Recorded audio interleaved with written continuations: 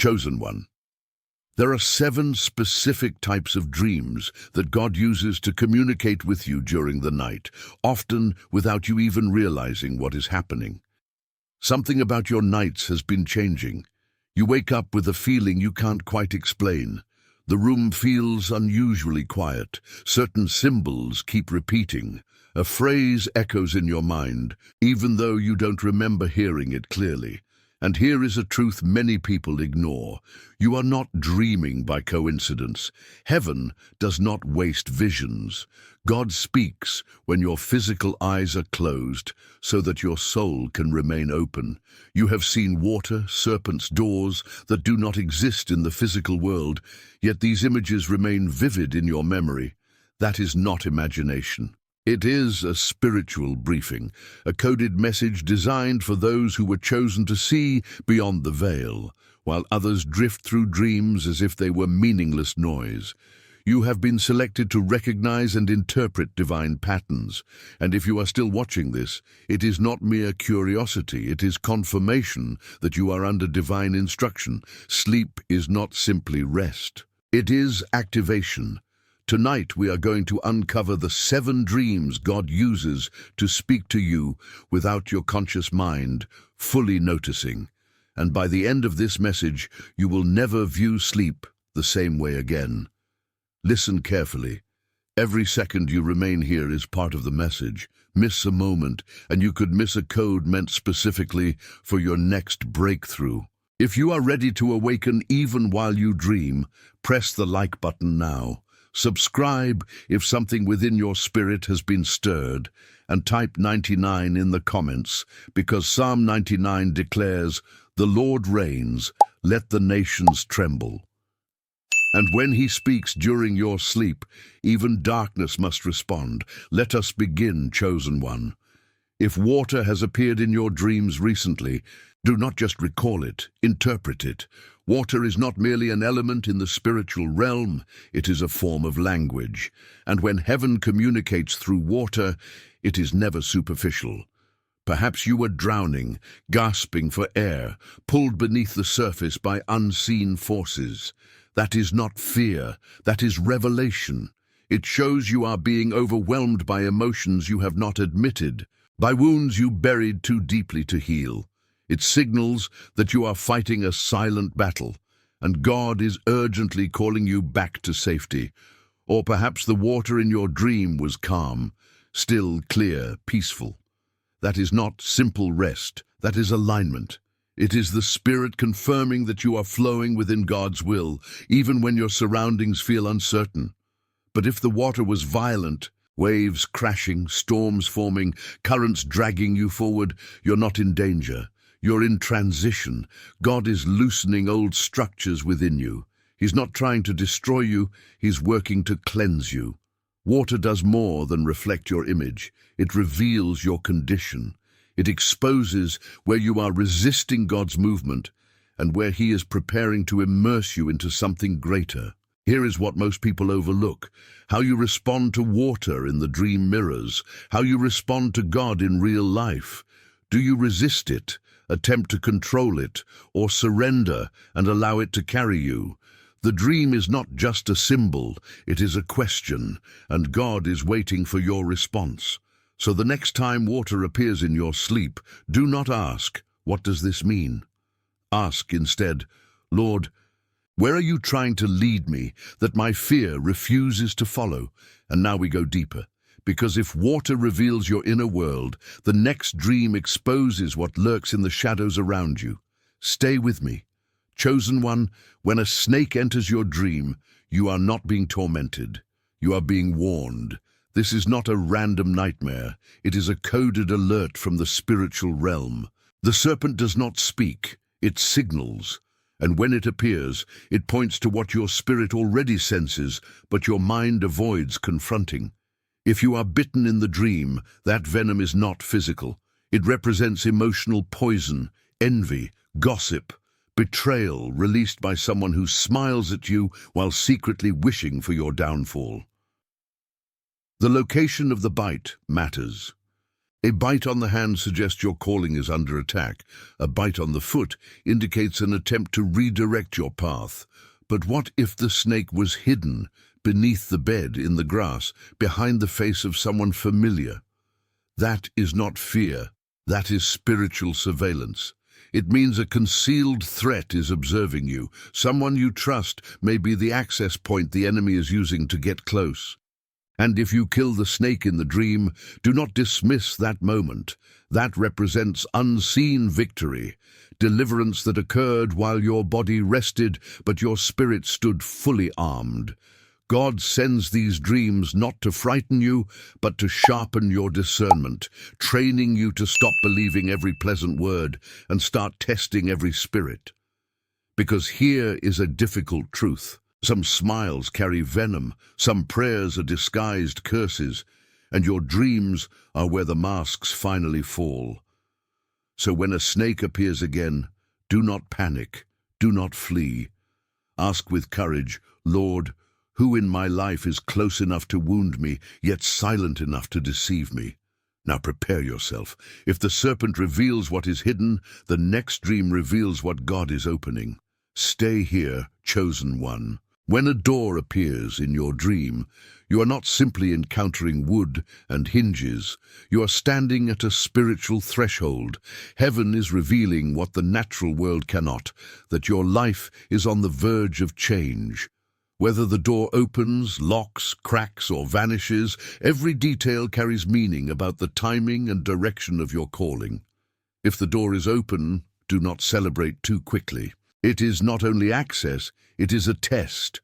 What lies ahead was prayed for by the version of you that barely survived last year. An open door means the next season is available, but obedience determines whether you enter. It asks a deeper question. Are you willing to leave what feels familiar to step into what requires faith? If the door is locked, do not curse the delay. God may be protecting what you are not yet prepared to carry. A locked door is not rejection, it is preservation. Sometimes the silence of heaven speaks louder than any spoken yes, forcing patience to mature character before promotion arrives. If the door is damaged or broken, pay close attention. Something has attempted to force entry. This is a spiritual security alert. An enemy has identified your access point and is trying to sabotage your next step before you take it. Door dreams recalibrate discernment. Not everything open is from God. Not everything closed is punishment. And not every passageway is meant for you. If you find yourself standing before a door, unable to move, unsure of what lies beyond, the dream may not be about the door at all. It may be about readiness. Sometimes you pray for a future you have not yet stepped into mentally or spiritually, and fear disguises itself as hesitation. So when that hallway, handle, and unknown space appear again, ask yourself, do I have the faith to walk into what I once begged God to give me? Because doors do not only change locations, they change identities. Listen closely. Because the next dream is not about places or objects, it is about life itself, and what it carries can unlock your entire spiritual design. Stay with me. When a baby appears in your dream, it is not about innocence. It is about responsibility. You are not seeing a child, you are seeing a seed, a divine deposit, something fragile yet holy, something small yet destined to impact nations. Holding a baby in a dream means God has entrusted you with something sacred, a vision, a purpose, a spiritual assignment formed before your birth. But possession does not guarantee protection. You must still nurture it, guard it, fight for it. Growth requires intentionality. Just as a newborn depends entirely on care, what God placed within you depends on daily obedience, discipline, and faith. If neglected, even the greatest calling can weaken. If the baby is crying, do not ignore the sound. That is not noise, it is urgency. Your calling is demanding attention. You have delayed obedience, doubted your ability, postponed action. Heaven is no longer waiting, and the time for hesitation has passed. If the baby is abandoned, the message is even more urgent. It means you have neglected something eternal, a spiritual pregnancy left unattended, and like any newborn, without care, it cannot survive. What was once alive in faith can fade through fear, distraction, or compromise. This is not about physical parenthood. It is about legacy. You have been carrying something in the spirit. You may not have words for it. Others may not see it. But you feel it. A pressure, a stirring, a divine weight that refuses to leave. It follows you into silence, into prayer, into sleep. The enemy is not threatened by who you are today. He fears what you are carrying. He sees the future potential before you do. That is why the warfare intensified. That is why your sleep changed. That is why resistance appeared where there was once peace. Something within you is about to emerge, and darkness recognizes it before manifestation.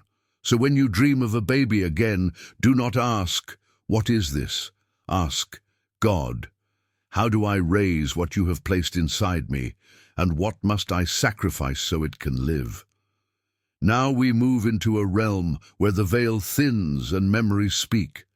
Not every presence arrives in peace. Stay with me. Some dreams whisper, others pierce. When someone who has passed away appears in your dream, you are not simply remembering. You are being drawn into a space where the living and the eternal briefly intersect. This is not always grief or nostalgia. Often, it is a moment of spiritual overlap, where time loosens its grip and your soul becomes receptive to truths that cannot surface in waking hours. At times, God uses memory to speak, presenting a familiar face to bypass your logic and reach the most vulnerable part of your soul. Perhaps they spoke with clarity. Perhaps they only looked at you with a depth that carried unspoken meaning. Perhaps they said nothing, yet you awoke in tears, your heart heavy but aware. That is not emotion alone. That is communication unfolding beyond language. God may be offering closure, healing an unprocessed wound, or delivering an instruction your conscious mind would reject while awake. In sleep, defenses fall, pride quiets, and resistance weakens, allowing divine messages to reach places untouched by reason or fear. Some of these dreams awaken generational realities, reminders that a long-standing battle has reached its final warrior, you. They reveal patterns that have repeated for decades, struggles that moved silently through bloodlines, waiting for someone willing to confront them with awareness and authority. But hear this clearly, not every presence is from God. The enemy disguises himself well, often using familiarity to lower your guard. Some dreams are counterfeits, carefully crafted to confuse your discernment and subtly redirect your steps. The difference is not found in the words spoken within the dream, nor in the appearance of the figure you see, but in what remains afterward. If peace, clarity, strength, or conviction lingers, heaven was involved. If confusion, fear, heaviness, or unhealthy obsession follows you into the day, it was meant to distort and weaken you. That is why discernment is your shield. When the dead appear, you must ask with authority, not emotion, "Lord, was this from you, or was it a shadow-wearing memory?" Chosen ones are not just dreamers. We are guardians, entrusted with spiritual boundaries. Not every spirit deserves access. Now we move from the unseen into what cannot be avoided. The next dream pulls you forcefully into the present and tests the foundation on which you stand. Prepare yourself. Some dreams arrive without symbols. They arrive with force, a sudden drop, a violent jolt. You wake with a racing heart. You are falling. There is no warning, no gradual descent, only the unmistakable sensation of losing what once felt stable beneath your feet. This is not mere anxiety. It is spiritual interruption. When God allows you to fall in a dream, He is not punishing you. He is repositioning you, interrupting a direction that no longer aligns with where He is leading you. You may be losing control of something you were never meant to carry alone, a relationship, a role, an identity you have outgrown.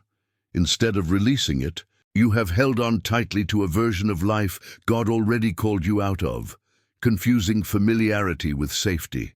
Sometimes the fall strips away pride, false stability, and platforms built on fear. It is mercy, not judgment. And sometimes God lets you fall almost completely just to show you He still catches you.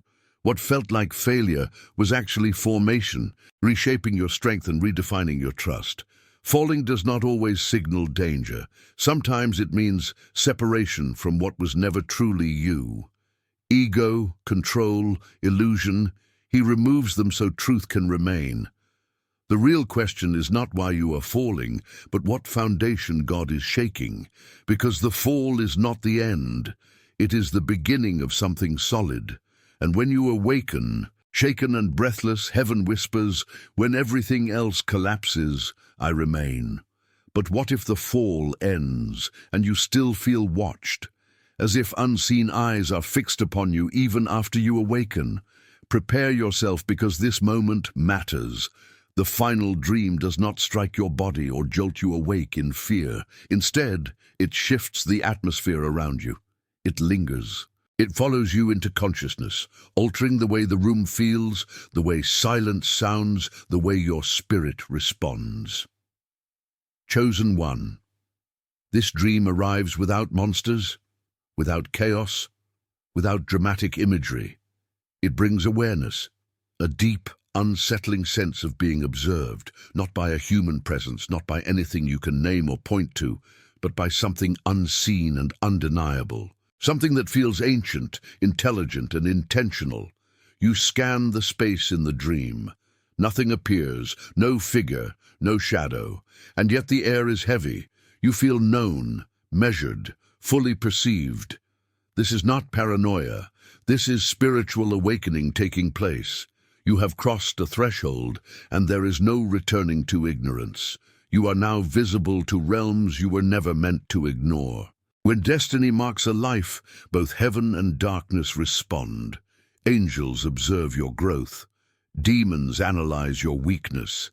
Even the atmosphere begins to recognize authority. This dream is confirmation that you are no longer hidden. You are not being watched because you are weak. You are being watched because you are becoming powerful. Your authority is rising, and your decisions now carry weight far beyond your own life. Generational consequences are tied to your obedience. This dream is a briefing. You are no longer protected by obscurity. You have been revealed. That is why you feel exposed. You are illuminated, spiritually visible, standing in a light that cannot be dimmed. When those invisible eyes return, do not shrink back. Do not retreat into silence. Stand firm, because being seen means it is time to move, to speak, and to lead. You have been marked, and the moment to act has arrived. Before we end, there is one truth that connects every dream. Miss this, and you miss the purpose of them all. Stay with me. This is not an ending, it is awakening, chosen one. What you once called dreams were divine blueprints, encrypted instructions, sacred strategies delivered in the stillness of the night. While others are distracted by noise and routine, you are being trained with intention. While others sleep unaware, heaven is instructing you with precision and purpose. Every symbol, every image, every emotion you could not explain upon waking was God marking you, shaping your awareness, and preparing you for what lies ahead. He speaks through mystery, so only those who are spiritually awake can understand the depth of what is being revealed. He has not been silent. He has been speaking while you slept, forming clarity before your mind was ready to receive it. Tonight, do not sleep as you did before. Lie down with expectation, awareness, and reverence for what may be shown. Those who are called do not simply rest. They discern, they receive, they respond. Declare it now.